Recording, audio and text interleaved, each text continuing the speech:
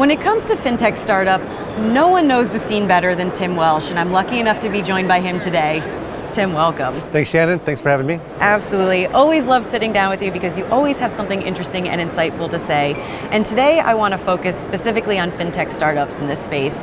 You take a look at that Kitsy's map and it has exploded over the years. It's a lot for advisors to digest, but we're seeing fintechs really pop up from some interesting places. Talk to me about that. Yes, I think that point about fintechs popping up in multiple places really shows the vibrancy of the wealth management space, particularly the independent side.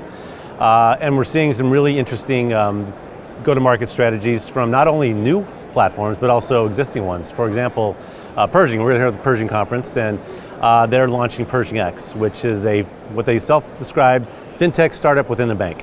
And I think it has advantages for a number of reasons. One is they can actually use other existing business parts that they have, push them into the Pershing X platform, such as Allbridge, which has multi-custodial feeds from everywhere else. So they actually can offer a multi-custodian platform, which is important because, as we know, advisors typically use multi-custodian. So I think that advantage is there for them, as well as being also not stuck just to the Pershing platform. They actually can bring in third-party applications as well. So I have a very bullish outlook on Pershing X, and that's a great example of fintech coming from an existing 238-year-old bank. So that's also a very cool sign. And you mentioned the logo map of Michael's exhibits there, and that is a lot. It can really be tough for advisors to make sense of it. And I think even in Joel Bruckenstein's survey, he identified over 800, which is a great sign for the vibrancy of tech, but also creates choice issues for advisors trying to figure that all out.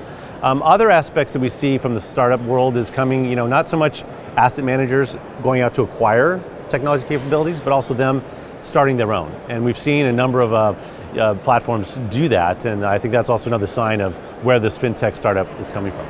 And sticking on that asset management topic, I know direct indexing is a huge topic for them. What's the benefit of bringing things like that in-house and building it in-house instead of maybe picking and choosing from other places or APIs even? Right, well, I think asset managers have been around for quite some time. They already have infrastructure. So if you're trying to bolt something on and integrate it, it's kind of challenging. Advantage is that you can get to market faster. And you can actually make some headlines and it kind of indicate to the marketplace where you're going, and you really support this as a strategy. On the other hand, if you build it yourself, you actually have more control. You have the ability to integrate into your existing platforms and systems, so there's less friction. So I think there's advantages, pros and cons, trade-offs in both of those decisions. But for example, GMO is launching something called Nebo, and that's a needs-based optimization platform internal to the GMO platform. And that is a very interesting and exciting new application that I think advisors will find tons of value with, because it is part of their institutional asset allocation approach. And the battle between best of breed or all-in-one continues to rage on in this industry, and what I like to call the unified unicorn experience. This industry continues to try, hasn't quite gotten there. Why do we keep going down this path then? I think the analogy we heard here at the conference is rows and columns. So software is typically in columns, but yet advisors' workflows are in rows. So the two don't necessarily intersect, and it kind of creates gaps. If you think of a spreadsheet model, there's literally gaps and breaks in the workflows, which are filled with Excel spreadsheets or manual workarounds or other aspects. So there is a lot of desire to minimize those components and make them all work together. Now, having said that, if you bundle something up, advisors are known to always unbundle your bundle and want to put their own piece in there as well.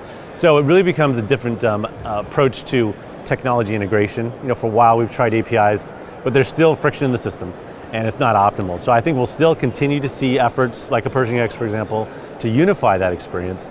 At the same time, advisors still have specialties. They still have different business models, so they'll always want their own tech ecosystem. So I think that's going to be a push and a pull for some time to come.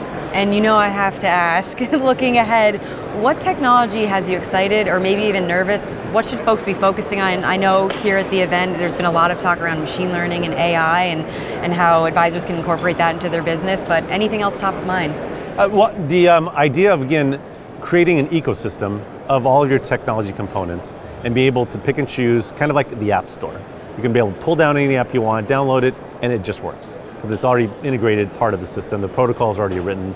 That is sort of the future state, and there's a number of firms working on that issue as we speak, and we're starting to see some new progress there. So in the meantime, yes, a little chaos in the rows and columns, but I think soon there will be advancements that will bring this all together. And it's great to be at a conference like Pershing because you get to see all this stuff in real time.